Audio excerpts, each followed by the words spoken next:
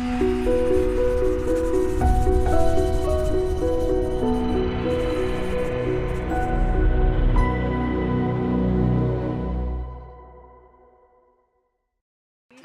you smash RC? It was always in my mind that I wanted to have that relationship with my children growing up.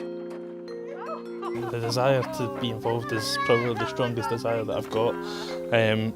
There's nothing that I get more joy from than being with both of them. This came into his own really since I saw him with the kids. His imaginative play, the way that he just gets involved and makes the kids laugh. Just love sometimes just sitting and watching them play, and it's nice to watch. My childhood memory is me and my mum. There was a time where I remember before that where my dad was present and my sister was present, but the bulk of my memory, which might be skewed with time, is just me and my mum. And then that's the sort of only male figure that was ever in my life. I think sometimes the lack of father role in his life, it kind of drives him to be that better dad.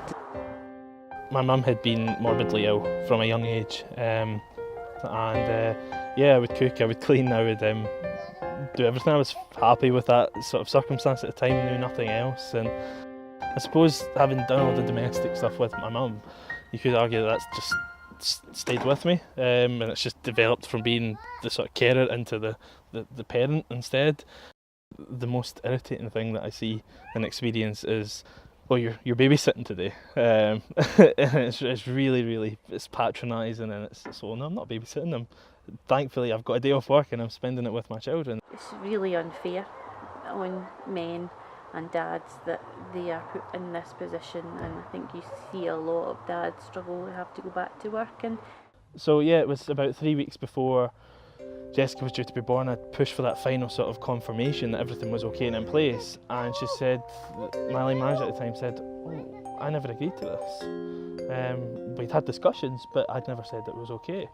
it actually really disappointed me because I knew how hands-on David wanted to be, and I know that it was all new to us, and I wanted him there with me as well. I was quite scared at first to be left on my own. It was ultimately advice from ACAS, citizens' advice, and that's what, yeah, that was what got it through in the end. But I'll remember the final meeting where it was agreed in front of an HR representative, and my line manager turned around to me and said that she would never forget that I'd been so selfish, basically, in doing this. And she said that in front of HR, which was quite incredible.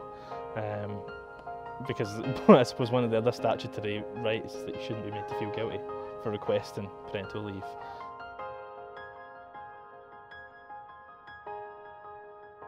The difference has been night and day. Just that flexibility on starting times and finishing times. Working compressed hours, it can be quite difficult to fit all those hours into a day, so knowing that if Emma's struggling at work, if we need childcare cover, I can come home for a few hours and then work on into the night. That's just something that wouldn't have been possible in my last job. It allows that whole equality and as well for women and for men, and it can work in favour for both.